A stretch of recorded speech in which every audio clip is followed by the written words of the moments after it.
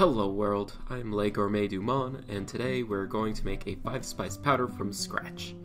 Short of growing all these spices myself, I went to a local spicer to collect these ingredients. They're all the highest quality and more fresh than anything you can buy at the supermarket. If you don't have a local spicer for fresh spices, there's online options available that I'll link down below. Anyways, let's get started.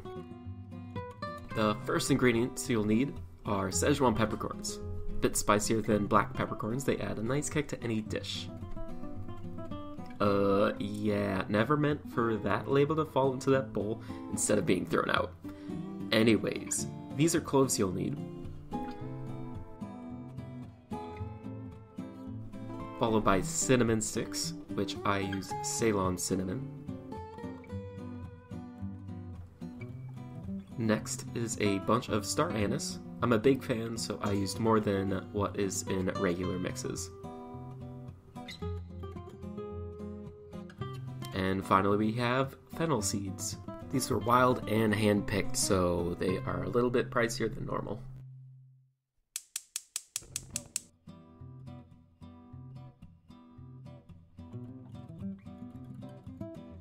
Combine all these spices into a small non-stick skillet and turn your stove onto medium-low heat.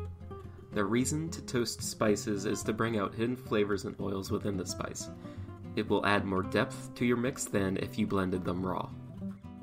Cinnamon and cloves were literally worth their weight in gold during the Middle Ages. Spice trading was one of the most lucrative businesses to be involved with high risk and high reward that was usually sponsored by the state. The cost of spices like cinnamon and cloves usually equated to weeks of work for the smallest of portions. This made them practically impossible to get for the lower class. Be careful while toasting them, they can easily burn if left unattended. It shouldn't take longer than 5 minutes, and you'll need to know when to take them off the heat. They're ready and fully toasted when they've darkened a bit from their raw form and are fragrant. Wealthy and royal individuals actually had their funeral pyres constructed of cinnamon to flaunt their wealth. If you look closely enough, you'll see wisps of spice oil floating away. Bye-bye! If you spill a bit of spice grains all over like I did, don't sweat it. They've earned their freedom. Medieval cuisine didn't use spices as we do today.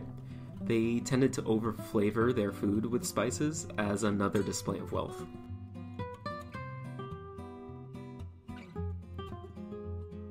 Once fully toasted, you'll need a crushing device. I prefer the mortar and pestle. Be sure to find one that's large enough to contain all the spices, as they'll keep trying to escape during the crushinating. If you don't have a mortar and pestle, this will be difficult for you, but with time and effort, you can use a freezer zip-top bag with a dough roller as a makeshift belaying pin. Just be sure to have a towel on each side set up to soften the impact. There are also spice and coffee grinders available that would work well for this. This mix is Chinese in origin. It's quite distinctive with a sweet and spicy kick to it. Great for shrimp, chicken, tofu, and many other ingredients that have a neutral taste to them. This can actually be infused into cheap vodka and left for around 5 months. The transformation is incredible, and you would never be able to tell it was bottom shelf liquor. Just remember, time is your friend when infusing alcohol. Don't be like me, I forgot this next step. Remember to strain this powder before putting it into the jar.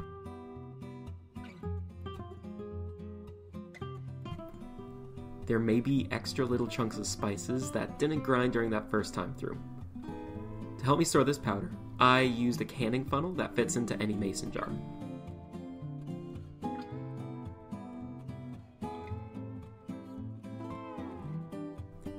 Really, any airtight jar you have would also work.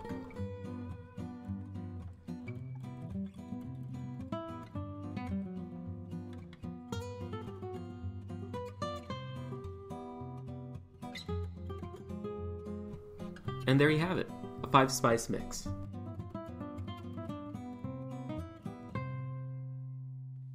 I would love to hear down below what you guys want to see for the future of this channel. My goal is to showcase quality ingredients, food, and recipes from around the world, and your input would greatly help. Thank you so much for watching, and don't forget to subscribe to be in the loop. Bon appetit!